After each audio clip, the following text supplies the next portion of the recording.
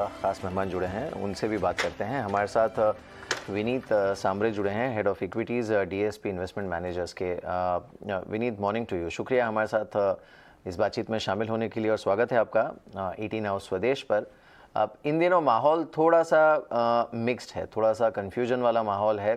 कभी कभी ये भी लगता है कि शायद थोड़ा सा संभल कर चलना चाहिए, लेकिन फंडामेंटल जो डेटा है या फिर हाई फ्रीक्वेंसी डेटा जो आ रहा है इकोनॉमी का, वो बहुत ही अच्छा है, जैसा हमने लेटेस्ट जीडीपी नंबर्स में भी देखा। तो आपकी सलाह इस समय क्या है इन्वेस्टर्स को? Good morning and thank you for having me today. So I think आपने सही कहा है कि अभी जो फिलहाल डेटा, हाई फ्रिक्वेंसी डेटा काफ़ी सारे जो आ रहे हैं, आई थिंक वो तो ठीक ठाक ही आ रहे हैं। यदि हम जीएसटी कलेक्शन की बात करें और दूसरे जो ग्रोथ ट्रेंड्स कॉर्पोरेट इंडिकेट कर रहे हैं उनकी बात करें तो ठीक ठाक है। कुछ जगहों पे हमने देखा है कि डिमांड में स्लैकनेस दिख रही है। अभी जैसे कल ही हमने कुछ ऑटो कंपनीज के टू व्हीलर के डेटा देखे, वहाँ पे ट्रेंड थोड़ी नरमाई है। इसके अलावा कुछ जो एफएमसीजी और कंजम्पशन ओरिएंटेड कंपनीज है, रूरल डिमांड को लेके लोगों ने थोड़ी चिंता व्यक्त की है।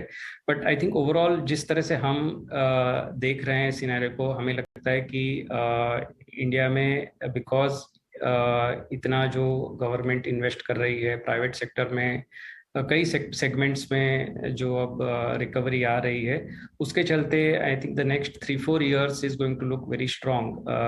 ये हमारी धारणा है। और इसके चलते ये जो भी वीकनेस होगी अगले 1 या 2 क्वार्टर में, ऐसा लगता है कि वीकनेस रहनी चाहिए। काफ़ी सारी चिंताएं दिख रही हैं आगे। ये नया जो वायरस वेरिएंट है उसको लेके भी लोग थोड़े चिंतित हैं। तो इन सब के चलते और मार्केट वैल्यूएशंस को देखते हुए ऐसा हो सकता है कि मार्केट्स में स्टैग्नेट 1 और 2 quarters. But I think the long term बहुत अच्छा लग रहा है हमको। जैसे जैसे मार्केट यदि करेक्ट हो, इन्वेस्टर्स को अपना टाइम होराइजन बढ़ाते हुए अच्छी कंपनीज में इन्वेस्ट करना चाहिए।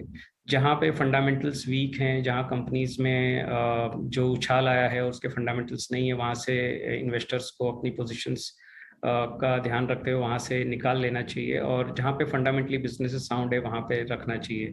So I think overall the long term still continues to remain positive. हमारे हिसाब से शॉर्ट टर्म में हो सकता है थोड़ा मार्केट वीक लगे। Right. Vineet, good morning. Ajay here.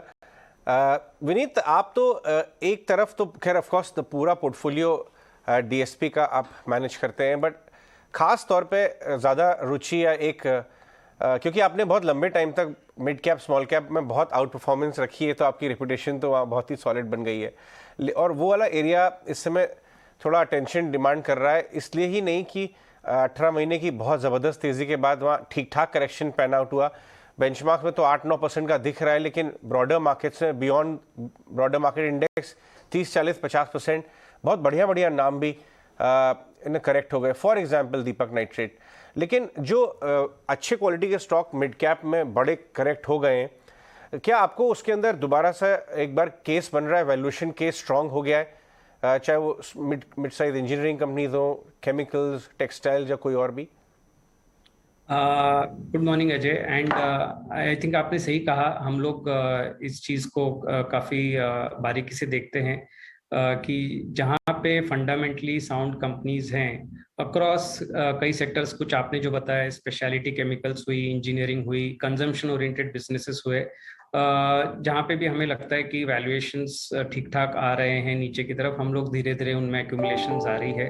और ये जो हमारा स्ट्रैटेजी है, ये एक्चुअली हमारी स्ट्रैटेजी लॉन्ग टर्म ओरिएंटेशन को ध्यान में रखते हुए है। आज जो भी हमने मार्केट में गिरावट देखी है या मिड कैप्स और स्मॉल कैप्स में गिरावट देखी है, ऐसा हुआ नहीं है कि बहुत अट्रैक्टिव हो गए हैं वैल्यूएशंस पे। अभी भी ये लॉन्ग टर्म एवरेज के हिसाब से थोड़े से ऊपर या लॉन्ग टर्म एवरेज पे हैं। तो it is a very attractive valuation zone. But anyways I think जो हाई पे ये लोग गए थे वहां से करेक्ट होना, आई think that itself is a good point, starting point. And यदि हम 3-4 साल का अगर व्यू लेते हैं तो कई कंपनीज में हम लोग देखते हैं कि वैल्यूएशन ठीक ठीक होने से इनमें धीरे धीरे इन्वेस्ट किया जा सकता है। आपने केमिकल्स जो इनपुट प्रोवाइडर्स हैं चाइना प्लस वन वगैरह काफ़ी ahead of the curve identify किया था। उस पर आपकी क्या राय बन रही है? एक बार रिविजिट करेंगे, आपका अपडेट जानना चाहेंगे क्योंकि वहाँ थोड़े मार्जिन प्रेशर्स आ गए, but at the same time commentary तो बहुत सॉलिड है अभी भी वहाँ पे कंपनीज की। और दूसरा, आप कौन से इंक्रीमेंटली नए कौन से थीम्स आप रिसर्च कर रहे हैं बहुत closely? So I think speciality chemicals में अभी कुछ महीने पहले तक आई थिंक वैल्यूएशंस बहुत ज़्यादा एक्सपेंसिव हो गए थे। हमने हमारे पोर्टफोलियो में से कुछ ट्रिम भी किए थी पोजीशंस। मतलब अपॉर्चुनिटी तो है, हमको लगता है लॉन्ग टर्म अपॉर्चुनिटी बहुत है। चाइना की यदि केमिकल इंडस्ट्री देखें और इंडिया की केमिकल इंडस्ट्री यदि हम देखें, तो इंडिया की chemical industry I think about 10% of what China है, और even lower than what China is. So and companies काम अच्छा कर रही हैं, इन्वेस्ट कर रही हैं, तो अपॉर्चुनिटी तो रहेंगी इनके। लेकिन at certain valuations you know it becomes bit difficult to justify अगर बहुत ज़्यादा हो जाती है। लेकिन अब जो है प्राइस पॉइंट्स थोड़े रीजनेबल आ रहे हैं, तो हम इन्हें पॉजिटिवली देख रहे हैं। कुछ कुछ स्टॉक्स को हमने हमारे प्राइस पॉइंट्स बना रखे हैं कि यदि ये प्राइस पॉइंट्स पे है तो हम लोग इनको देखेंगे, क्योंकि हमको लॉन्ग टर्म व्यू अच्छा लगता है। इसके अलावा आई थिंक न्यू सेक्टर्स के बजाय अगर हम ऐसा सोचें कि जो एग्जिस्टिंग सेक्टर से, जहाँ पे दो टाइप की चीजें हम देख रहे हैं। एक तो वो सेक्टर से जहाँ पे सिक्लिकल रिकवरी आने की गुंजाइश है अगले 1 या 2 सालों में, और बिजनेस साइकिल वाइज वो काफी लो पे हैं। तो उनमें जैसे ऑटो सेक्टर हुआ, बैंकिंग सेक्टर हुआ। ये यदि हम देखें तो बैंकिंग सेक्टर भी लो पे है, और बैंकिंग सेक्टर के जो इनहेरेंट स्ट्रेंथ है वो इम्प्रूव हो रहे हैं। जैसे अगर हम उनकी एसेट क्वालिटी देखें तो इम्प्रूव हो रही है, उनके प्रोविजंस उन्होंने काफ़ी स्ट्रांग रखे हुए हैं, कोविड का प्रोविजंस ले रखा है। और इकोनॉमी में हम जब एक्सपेंशन की बात करेंगे तो क्रेडिट ग्रोथ 1 या 2 सालों में काफ़ी इम्प्रूव हो सकती है। सो आई थिंक वो एक सेक्टर है जहाँ पे हम मिड कैप्स, एनबीएफसीज और बैंकिंग में धीरे धीरे अपनी पोजीशंस बढ़ा रहे हैं। दूसरा जो एरिया जो मैंने बताया ऑटोमोबाइल सेक्टर है। यदि हम ऑटोमोबाइल सेक्टर के नंबर देखें, कल भी आए हैं नंबर्स, काफ़ी खराब आए हैं, बट 10 साल का डेटा निकाल के देखें तो 2-3 सालों में तेजी होती है, 2-3 साल मंदी रहती है। लेकिन इस बार 4 साल हो गए हैं कि ऑटो सेक्टर परफॉर्म हुआ नहीं है। उनके कई कारण हैं, प्राइसेस बढ़े हैं, कॉस्ट बढ़ी है, रनिंग कॉस्ट बढ़ी है, बट ऐसा मानना है कि ये सब धीरे एडजस्ट हो जाएगा। जो लोगों के इनकम लेवल्स राइज होंगे, these things will get adjusted and demand normalization will come back. So that is one sector where we are looking at let's say a few auto companies और auto ancillaries भी देख रहे हैं। इसके अलावा जो visibility जहाँ पे ग्रोथ की अच्छी है और जहाँ ऐसा लगता है कि ग्रोथ एक्सटेंड हो सकती है फॉर फ्यू इयर्स, जैसे आईटी सेक्टर हुआ, फार्मा सेक्टर हुआ, ये हमें लॉन्ग टर्म के हिसाब से अच्छा लगता ही है। तो ये हम इसमें हमारी पोजीशंस हैं।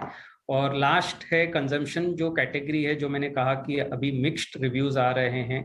Consumption sector in terms of valuations महंगा हो गया था, और अगर डिमांड मोमेंटम थोड़ी स्लैक होती है और सेक्टर में करेक्शन आता है, तो ये सेक्टर है जो लॉन्ग टर्म के हिसाब से हमको ऐसा लगता है कि इंडिया में कंजम्पशन ग्रोथ आती रहेगी अगले कई सालों तक। तो अच्छी कंपनीज ये सेगमेंट में भी हम बहुत डिस्क्रिशनरी और नॉन डिस्क्रिशनरी में देख रहे हैं।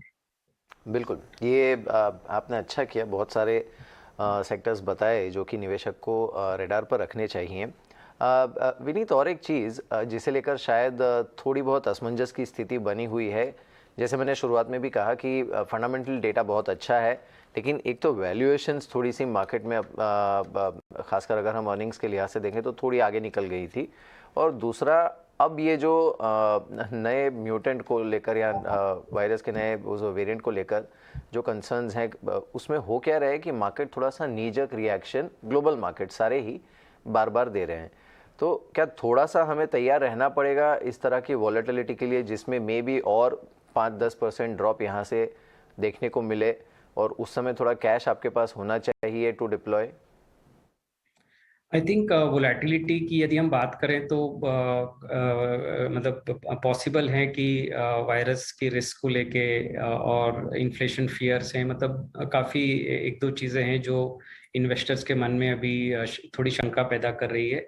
इनके चलते हो सकता है कि मार्केट में करेक्शंस एंड वोलेटिलिटी बनी रहे। एंड आई थिंक इसमें एक अच्छी बात यह है कि जो वायरस का मतलब जो भी 2 या 3 वीक में डेटा आएगा उससे ये मालूम पड़ेगा कि वायरस कितना जल्दी स्प्रेड हो रहा है, कितना रिस्की है, वैक्सीन से हम बच पा रहे नहीं पा रहे हैं। तो आई थिंक काफ़ी सारी चीज़ें का खुलासा होगा, उसके बाद लोगों में थोड़ा डेटा आएगा तो I think the people will be able to better analyse.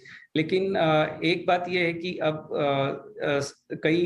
सभी कंट्रीज ने और सब इकोनॉमीज ने वायरस के 2 या 3 वेव देख लिए हैं। इसलिए अब जो फर्स्ट टाइम जो रिस्क थी कंप्लीट लॉकडाउन, इकोनॉमी शट हो जाना, आई थिंक वो रिस्क की पॉसिबिलिटीज कम हो गई हैं और लोगों में एक तरह से ये प्रिपेयर्डनेस है कि यदि आता भी है तो घर से भी काम कर सकते हैं, और ये सब चीज़ें चेंज काफ़ी सारे हुई है। तो इसका जो इकोनॉमिक इम्पैक्ट जो फर्स्ट टाइम हमने देखा था वो ये वायरस इसका नेगेटिव आउटलुक भी होता है या कुछ आता है, तो ऐसा नहीं होगा कि इकोनॉमिक इम्पैक्ट बहुत ज़्यादा होगा, बिकॉज हमारे पास पिछले 2 बार की प्लेबुक अवेलेबल है। तो I think that is something which is slightly positive is what I can say as far as the virus is concerned. Vineet, जो आपका यूनिवर्स ऑफ स्टॉक्स है अक्रॉस स्कीम्स, या आप जो यूनिवर्स ऑफ स्टॉक्स ट्रैक करते हैं, पोजीशन लें या ना लें, उसका अर्निंग्स आउटलुक कैसा दिख रहा है आपके हिसाब से, independently, not on sell side brokerage reports के हिसाब से नहीं, आपके इंडिपेंडेंट व्यू में आपको यूनिवर्स का अर्निंग्स ग्रोथ 12 to 24 मंथ आपका क्या बैठ रहा है? सो आई थिंक जो हमने कैलकुलेट किया है हमारे यूनिवर्स ऑफ स्टॉक्स की growth anywhere between 18 to 20% is what ये यूनिवर्स की ग्रोथ दिख रही है हमको, और जिसमें आई थिंक ये साल तो काफ़ी हाई है, बट अगले साल थोड़ा मॉडरेट हो जाएगा। बट फिर भी ऐसी धारणा है कि इकोनॉमी अगर ग्रो होती है और जो कंपनीज जहाँ पे दे आर ऑर्गेनाइज्ड लीडर्स हैं, उनमें एक बहुत सॉलिड ट्रेंड हमने ये देखा है कि कोविड के बाद कई सारी जो ऑर्गेनाइज सेक्टर कंपनीज है, ये अनऑर्गेनाइज्ड की वीकनेस का फायदा उठाते हुए इन्होंने मार्केट शेयर को कंसोलिडेट किया है, और ये अब हमें लगता है कि आगे भी ये ट्रेंड बना रहेगा। तो अगले 2-3 साल इकोनॉमी की ठीक ठाक ग्रोथ और अच्छी कंपनीज का कंसोलिडेशन ये बताता है कि ये सब कंपनीज की ग्रोथ ठीक ठाक रह सकती है। तो क्या ये मानना उचित होगा कि 18 to 20% रिटर्न कैगर पॉसिबल है 3 to 5 ईयर होराइजन में यहाँ से भी, या आपको लगता है कि शायद वो प्योरली ट्रांसलेट ना हो अर्निंग्स में, क्योंकि लास्ट 2 साल बहुत अच्छे हो गए, तो 15% का पॉसिबिलिटी लेके चलना चाहिए इन्वेस्टर्स को? मैं नंबर पे बहुत ज़्यादा वो नहीं देना चाहूँगा, बिकॉज आपने भी देखा है कि नंबर्स बहुत वेरी हो जाते हैं। हमने 2008 में ये देखा था कि 2008 से लेके 2014 तक रिटर्न्स नहीं बने थे, और 14 से 2014 का ही साल था जहाँ पे एक साल में ही इतना उछाल आ गया कि पूरे 6 साल का रिटर्न एक साल में दे दिया। तो मार्केट में ये लोगों को ध्यान में रखना चाहिए कि जो रिटर्न होता है वो लीनियर होता नहीं है, रिटर्न्स बहुत वोलाटाइल होता है। हो सकता है long period of no returns हो और फिर सडनली एक साल में सारा रिटर्न आ जाए। बट आई थिंक जो चीज़ ध्यान में रखनी चाहिए वो ये है कि क्या कॉर्पोरेट अर्निंग्स ग्रोथ की विजिबिलिटी इंप्रूव हो रही है, क्या कॉर्पोरेट अबव 14-15% ग्रो कर सकती है। लॉन्ग टर्म में ये देखा गया है कि जो रेट पे कॉर्पोरेट अपनी अर्निंग्स ग्रो करती है, लेट्स से 10 साल की या 15 साल की बात करें, वो रेंज में जनरली मार्केट का रिटर्न आता है, तो उसको एक अपना एंकर बना के रख सकते हैं। और इकोनॉमी में दूसरा जो फैक्टर है कॉर्पोरेट्स का अर्निंग्स ग्रोथ और कॉर्पोरेट्स की जो रिटर्न ऑन कैपिटल एम्प्लॉयड होती है, ROCE, वो रेट भी इम्पॉर्टेंट है, वो भी एक ट्रैक कर सकते हैं। ये दोनों को मिला के somewhere closer to that should be the expectations for the market returns overall. But इसमें जैसा मैंने कहा कि लीनियर नहीं होगा, कुछ साल हो सकता है कुछ ड्रॉडाउन्स हों, कुछ अच्छे साल आए, कुछ खराब साल आए, but long term is what we preach. Investors को हम बोलते हैं आप लॉन्ग टर्म देखिए और अच्छी कंपनीज में और अच्छे फंड्स में निवेश कीजिए। राइट एक follow up question very quickly Vineet, तो आपके हिसाब से हम 2003 से 2008 वाले फेज में हैं, जैसे मॉर्गन स्टैनले के चेतन आया ने अपनी रिपोर्ट में डाला है, या हम लोग 8 से 14 वाले फेज में? आई थिंक जो इकोनॉमिक टर्न अराउंड जो लग रहा है, इकोनॉमिक ग्रोथ जो लग रहा है, जिस तरह से हमने 2004 से 2008 में रिवाइवल देखा था, हर private sector participation was very high. I think we can say to some extent जो इकोनॉमी का जो अब ये फेज अगले 4-5 सालों का है, जिस तरह से इन्वेस्टमेंट कई सेक्टर्स में प्लान हो रही है, इनमें ग्रोथ उस तरह का दिखेगा। बट एक डिफरेंस ये है मार्केट में, उस वक्त मार्केट का बिगनिंग जो था पी बहुत लो था, मतलब सिंगल डिजिट पी था, इसीलिए मार्केट का रिटर्न्स बहुत ज्यादा आया। मार्केट का अब का जो स्टार्टिंग पॉइंट है वो स्टार्टिंग पॉइंट हाई पी पे है। तो यदि इकोनॉमी बहुत स्ट्रांग ग्रो भी होती है तो मार्केट्स के रिटर्न फ्रंट एंडेड हो चुके हैं, तो मार्केट्स के return may not track same growth trend. So I think ये डिस्कनेक्ट भी ध्यान में रखने जैसा है। विनीत, कुछ एक जो हाल ही में इमर्ज हुए सेक्टर्स हैं, at least in terms of theme या फिर बाजार का फोकस जिस पर रहता है, जैसे एक हमने देखा अनलॉक का थीम बहुत अच्छे से मार्केट ने प्ले किया, न्यू एज कंपनीज मार्केट ने बहुत अच्छे से प्ले की। जब से पैंडेमिक शुरू हुआ तब से डायग्नोस्टिक्स और हेल्थ केयर कंपनीज पर हमने बहुत फोकस देखा। अब इनमें से आपको सस्टेनेबल कौन से थीम या फिर सेक्टर्स लग रहे हैं जहां पर एक अच्छा, if not long then at least medium term growth trend आपको दिख रहा हो और आपने ऐड भी किया हो अपने पोर्टफोलियो में? ऐसे देखे तो मतलब जो एग्जिस्टिंग कंपनीज हैं और जो न्यू एज को एम्ब्रेस कर रही हैं, वो सारी कंपनीज बेनिफिट होंगी। मैं तो ये भी देखता हूँ कि एग्री में भी जो एग्री कंपनीज है उन्होंने आज के दिन में टेक्नोलॉजी को अडेप्ट किया हुआ है। आज के दिन में फार्मर्स को ऑनलाइन या डिजिटली ये पता चल जाता है कि कैसे वेदर चेंजेस होंगे, कैसे क्लाइमेट होंगे, उनको क्या डालना चाहिए। सो आई थिंक बहुत सारी जो लार्ज कंपनीज हैं इन्होंने ये प्रैक्टिसेस चेंज की है, टेक्नोलॉजी अडेप्ट की है। तो मुझे लगता है जो कंपनीज टेक्नोलॉजी को अडेप्ट कर लेंगी वो लॉन्ग टर्म विनर्स रहेंगी। वो हो सकता है कि पुराने ही सेक्टर्स हों, लेकिन जो कंपनीज टेक्नोलॉजी को अडेप्ट नहीं करेंगी वो लूज करेंगी अगले 5-6 सालों में। सो आई थिंक ये सभी कंपनीज को ध्यान रखना चाहिए। दूसरी बात ये है कि ये पूरे जो हमने कोविड के टाइम में ट्रेंड देखा है कि सब कंपनीज चाहती हैं कि फास्ट इनिशिएटिव्स ले अडेप्ट करें, तो एक जो कॉमन थीम है वो है टेक्नोलॉजी। ऐसा लगता है कि technology, Indian technology companies also benefit because they are service providers and digitally भी काफी सारा काम करे, तो वो एक थीम है जो सस्टेनेबल लग रही है। इसके अलावा I think as I said सभी सेक्टर्स में हॉस्पिटल्स हुए, hospitals are trying to do lot of this online connects and all of that. So I think these type of companies will benefit. But end of the day new age हो, old age हो, जो हम matrix ध्यान रख रहे हैं वो ये है कि कंपनीज प्रॉफिटेबल रहेंगी, कंपनीज कैश फ्लोज बनाएंगी या नहीं बनाएंगी। आई थिंक वो अभी थोड़ा फ्रेंजी भी है, लॉस मेकिंग कंपनीज को भी कई वैल्यूएशंस मिल रहे हैं। बट ये कैलकुलेट करना और ये ध्यान रखना बहुत जरूरी है, क्योंकि मार्केट का दूसरा रिवर्स साइड भी होगा, तब इन कंपनीज जहां पे भी विजिबिलिटी पुअर है कैश फ्लोज की, प्रॉफिट की, वहां पे चैलेंज हो जाएगा कि इनके वैल्यूएशंस को हाई रखने में। So I think that is something which investors should keep in mind. Vineet, आपने जैसे कहा कि बैंक्स में आपकी नज़र शायद जो मीडियम साइज्ड बैंक्स हैं उन पर ज़्यादा है या फिर मिड कैप साइड पर ज़्यादा है। सिमिलरली आईटी में, क्योंकि अब कुछ एक जो परमानेंट शिफ्ट हुई हैं हैबिट्स, चाहे वो वर्क प्लेस को लेकर हो, हाइब्रिड मॉडल हो, work from home plus office, ये चीज़ें रहेंगी and they are here to stay. IT में आपका रुझान किस तरफ ज़्यादा है? लार्ज कैप्स पर ध्यान रखें, बड़ी बड़ी ऑर्डर बुक्स वाले, या फिर मिड कैप में कुछ इंटरेस्टिंग प्ले दिख रहा है आपको? एक्चुअली वैसे देखें तो जो so called mid cap IT companies थी वो इतनी रीरेट हो चुकी हैं कि वो भी अब market cap wise large cap हो चुकी है.